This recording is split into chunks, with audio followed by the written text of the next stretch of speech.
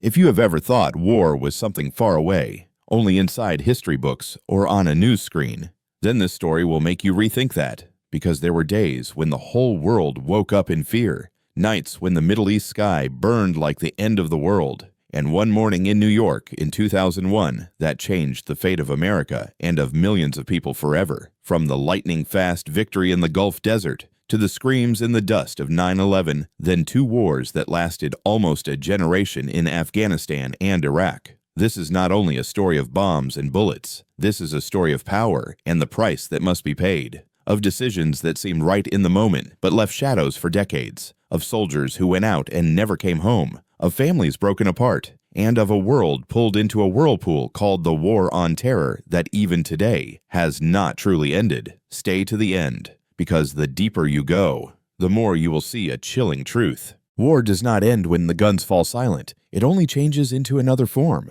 living inside politics, inside social psychology, and inside the wounds that history leaves on humanity. After 1991, when the walls of the Cold War had just collapsed, the world had not yet had time to shape a new order when the Middle East flared up as the first great test. On August 2, 1990, Saddam Hussein sent Iraqi troops into Kuwait and seized the capital within a few days. The reasons mentioned at the time were border disputes and oil. But deeper than that was Baghdad's ambition to rise as the dominant power in the Gulf after being exhausted by the Iran-Iraq War. Faced with that blow, Washington reacted like a superpower that had just won the biggest game of the century. The United States gathered a very broad international coalition backed by the United Nations, then deployed massive forces to Saudi Arabia in Operation Desert Shield, preparing for the counterstrike. The deserts that looked empty on maps became enormous bases overnight, and the world watched convoys and aircraft arrive day after day. In January 1991, Operation Desert Storm began.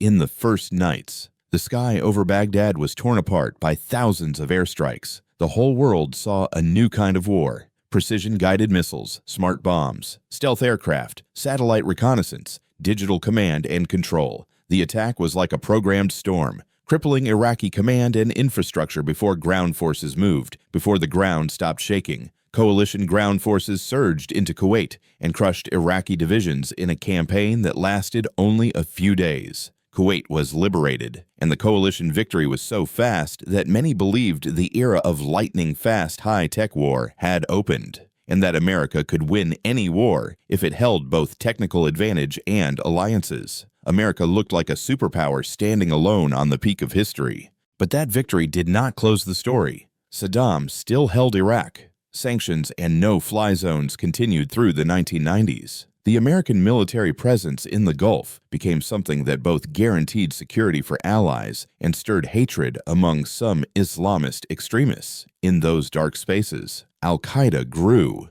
nurturing a dangerous idea: strike directly at the heart of the superpower to change history. On the morning of September 11, 2001, that idea became real. 19 Al-Qaeda members hijacked 4 civilian airliners. 2 were flown into the Twin Towers of the World Trade Center in New York. 1 hit the Pentagon, and the last crashed in Pennsylvania when passengers fought back. Within hours, the symbols of American economic might and power collapsed before the world's eyes. Nearly 3,000 people died. Tens of thousands were injured, and an America that believed the oceans were a shield suddenly felt exposed and wounded on its own soil. The streets fell silent, televisions showed smoke and falling steel, and a country realized that even the strongest fortress could be breached by an enemy no one could see. From that moment, war changed its name. No longer a clash between states with clear borders, but a hunt for an invisible network. President George W. Bush declared the War on Terror, and the first target was Afghanistan, where the Taliban ruled and sheltered Osama bin Laden. In October 2001, the United States and NATO attacked Afghanistan, quickly toppled the Taliban, and built a new government in Kabul. In the early days, many thought it would be a Gulf War in the mountains: strike fast, change the regime, then go home. But Afghanistan was not Kuwait. The Taliban retreated into harsh terrain and returned with guerrilla warfare. On one hand, America hunted terrorists. On the other, it tried to rebuild a country shattered by decades of civil war. Over 2 decades, Kabul gained new schools and roads, and a young generation grew up in a more open society. But in many rural areas, real power still lay with local strongmen and the shadow of the Taliban. The war stretched on, passing through multiple American presidents, becoming the longest conflict in modern U.S. military history. The longer it lasted, the more it became a war of endurance rather than a battle of technology. While Afghanistan was still unresolved, Washington opened another front. In March 2003, the United States and some allies invaded Iraq, claiming that Saddam Hussein possessed weapons of mass destruction and had ties to terrorism. Baghdad fell quickly. Saddam was captured and executed, but after the Ba'ath regime collapsed, a huge power vacuum appeared. The alleged weapons were never found, and international faith in the legitimacy of the war was shaken deeply.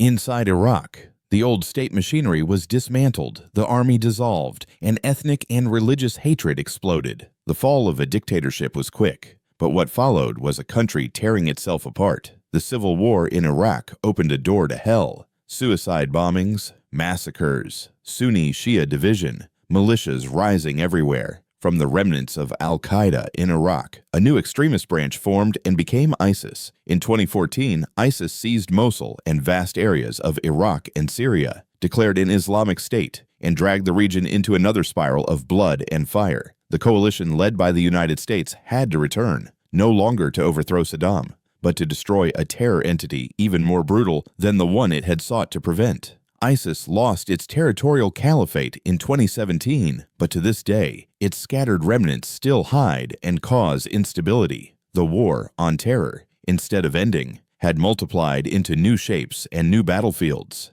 These two wars, Afghanistan and Iraq, pushed America into a period that was both powerful and exhausted. The cost of war was not only enormous money, but also soldiers' lives, wounds, psychological trauma, broken families, and an American society that began to split over a question: do we have the right? And should we use military intervention to change the world? Each year added a new layer of fatigue as the bill of war grew without a clear finish line. Inside the United States, the debate grew fiercer. One side argued that after 9/11, America could not avoid acting. If the Taliban and Saddam were not fought, the terrorist threat would be worse. The other side said America had entered wars with no endpoint. Changing a regime was easy, but rebuilding a nation was risky and unimaginably expensive, and sometimes created an even bigger storm. At the same time, questions about civil liberties rose. Expanded security surveillance, anti-terror laws, Guantanamo, drone warfare. All of it left a complex legacy for American democracy and for how the world viewed America. War was now happening overseas and inside American life at the same time. By the summer of 2021, the United States decided to close Afghanistan. The military withdrew, and within only a few weeks, the Taliban entered Kabul. The scenes at the airport, people packed together and desperate to escape, became an unforgettable full stop to a 20-year war. From then to 2025, Afghanistan under the Taliban has remained one of the poorest places in the world. Women's rights and girls' education have been tightened. Other terrorist groups still cause concern, making many countries both wary and forced into practical dialogue. The world faced an open wound rather than a clean ending. In Iraq, the story also did not end when America withdrew in 2011. Although ISIS was pushed back, the country has still struggled with political division, the influence of militias, and the social wounds left by war. The United States has continued to narrow its combat role, shifting towards security cooperation, so Iraq carries more responsibility for stability. That reflects a new reality. America no longer wants to carry the burden of long wars alone, as it did in the previous 2 decades. Looking back from 1991 to 2025, we see a very strange curve of power. The Gulf War was the peak of confidence in lightning-fast victory and America's absolute strength after the Cold War. 9/11 was the blow that turned that confidence into fear and rage. Afghanistan and Iraq were long wars that taught America that military power can topple a regime in weeks, but cannot buy stability only with bombs. And in the present era, the war on terror has left a world both changed and unsteady. Extremist networks have been weakened but not erased.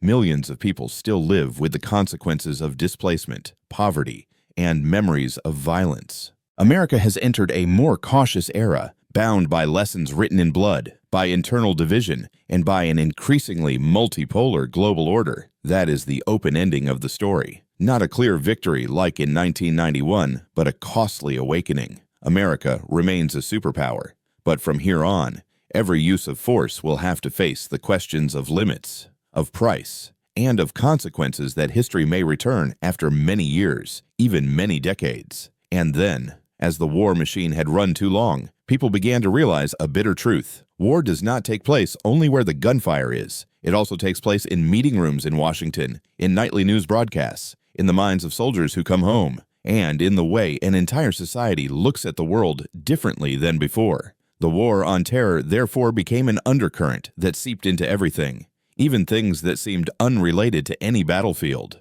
In the years after 9/11, America lived in a state that was both fearful and determined. Fearful because no one knew where the enemy was or when it might strike. Determined because a nation whose pride had been hit, wanted to prove it, would not fall. The American flag appeared everywhere, on rooftops, cars, stadiums. People hugged more, but also distrusted more. At airports, security lines stretched long, hands were scanned, eyes searched faces. Security became a new language of daily life and slowly changed the feeling of freedom for Americans without a single shot being fired. That change had a positive side. Many plots were stopped and networks dismantled, and America avoided attacks that might have been even worse. But it also had a darker side. A society under tension for too long can slide toward extremes and see others through suspicion rather than understanding. Islamophobia spread from wary looks in the street to acts of discrimination and violence against Muslims or anyone who looked Muslim. Some Arab and South Asian families suddenly felt watched, even though they were American citizens like anyone else. The war overseas unintentionally created another war at home, a war over identity and belief. In the Middle East and South Asia, the war did not look like a one-sided news story. It was real life. Afghanistan became a huge lesson in how unpredictable history is. America and its allies built a central government, poured in money and manpower, opened schools and roads, trained Afghan forces, and tried to create a modern state in a Western model. But a state is not only offices and an army, it is the trust of the people, and that trust cannot be forced by bullets or aid. In remote villages, Afghan farmers did not see the war as Washington did. They saw convoys passing, planes overhead, peaceful days becoming rare. The Taliban understood this better than anyone. They did not win by defeating the U.S. in a huge battle. They won by surviving, by becoming part of local life, by waiting. They knew time was what superpowers struggle with most. A U.S. president serves only a few years, but a movement can wait for decades. In that game, the Taliban waited longer.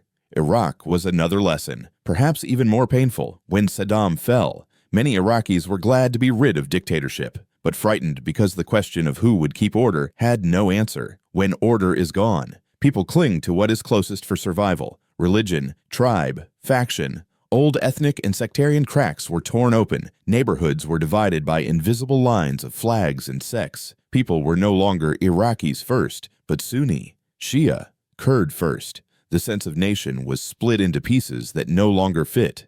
In that vacuum, extremism entered like a cellar of poison, promising a cure. ISIS built a dark dream for the desperate through propaganda and fear. When ISIS rose, the world realized the war on terror was not a straight line. You cut one branch and another grows. You defeat one organization and its ideas live on elsewhere. The war was not only bullets, but ideology, spreading through social media and videos like fire. People saw digital war alongside real war for the first time. Young men in Paris, London, or Jakarta could be pulled into a fight thousands of kilometers away. That was the globalization of extremism and also the globalization of fear. America in those 2 decades had to lead anti-terror coalitions while facing the question, why are we here? Year by year, the question weighed more. A long war is no longer the blazing emotion of day one, but slow erosion. Americans began to feel war like a bill that never ends.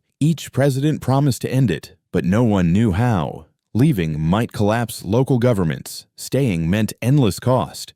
The war on terror became a trap of choices where every choice hurt. At the same time, war evolved. Over time, America relied less on huge invasions and more on special forces, drones, and intelligence. Battles did not always appear on the news. They happened in night raids, remote strikes, secret operations. This reduced direct U.S. casualties but raised new debates about ethics and law. If the war is against evil, who decides who is evil? If you strike from far away, how can you be sure you do not hit innocents? Those questions grew in America and across the world. Then in 2011, another earthquake changed the region, the Arab Spring. From Tunisia to Egypt, Libya, Syria, Yemen, people rose calling for freedom, justice, and a different future. Some regimes fell. Some places sank into civil war. For America, this was a dilemma. Supporting democracy might cost old allies. Standing aside meant betraying values it claimed. After 2011, the Middle East was no longer frozen as before. It boiled, fragmented, and the war on terror had to chase new upheavals. Syria showed this most clearly. Its civil war became a tangled battlefield with many actors: Assad's government, opposition groups, extremists, regional powers, global powers. ISIS used the chaos to expand.